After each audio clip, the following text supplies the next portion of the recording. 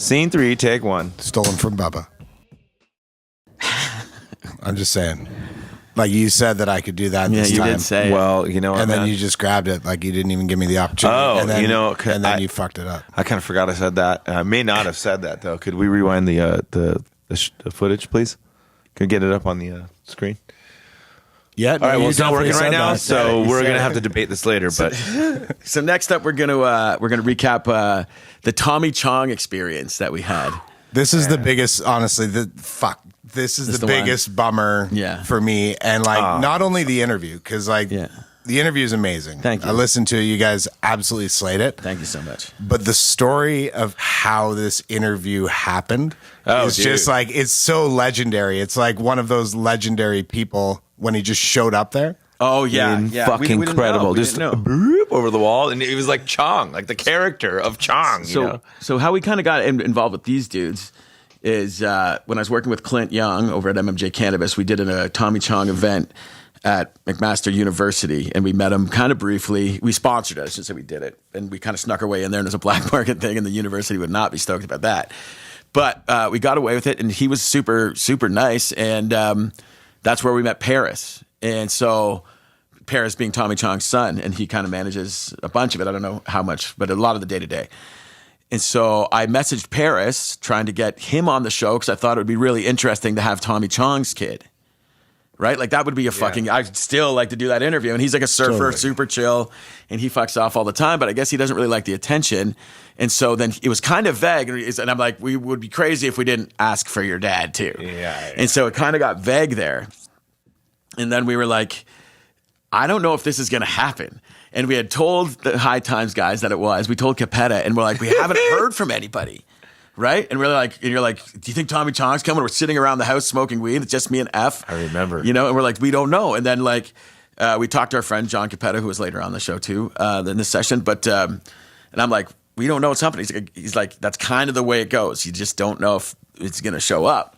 And then we're like, I think we were kind of like, I think you were kind of getting a little sad and thinking it wasn't going to happen. I definitely didn't think it was going to happen. Yeah. And then all of a sudden, like Bubs just said, this little white head popped like over the fence. It's like, is this the place? It was amazing. It was Chong, like the fucking out of a Chong movie. Yeah, Cheech and Chong movie. Yeah, came in all casual, just by himself, no entourage. Remember he pulled in and parked like diagonal in the driveway so no one else could get in his fucking Tesla. What's up? It was like, what? So crazy. I know.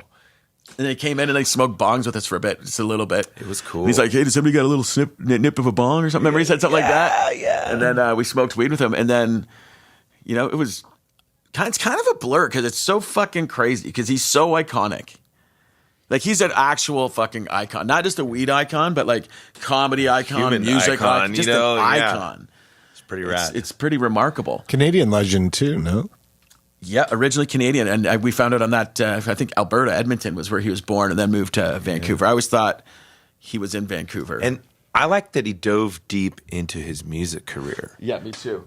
Pre-comedy. Sorry, guys. It's fucking rad because that's a pretty impressive part of his life. And I was psyched too when we were talking about how he had sold 30 million copies of Cheech and Chong records and stuff, and that we touched on the Christmas record, and Cheech has a song he sings on there, and I started singing it, and he joined me, and in my head I was like, oh my God.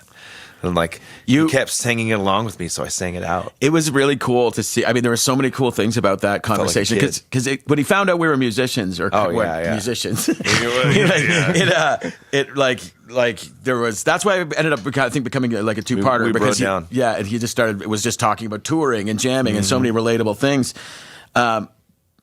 You know, finding out that he, who was it? Diana Ross. He went on tour with Diana Ross. Like he had a whole career in Motown before and all of that kind of stuff. He gets into, but it was really nice seeing you. Not only fanboy, because you kind of fanboy out a lot, but you turned into a little kid. I felt like a little kid talking. And then when you started talking about, having like a Mexican American hero, and all that kind of stuff, it was what a sincere moment and kind of a cool thing to get to witness. You know, it's wild, dude. Yeah, it was cool, man. Like I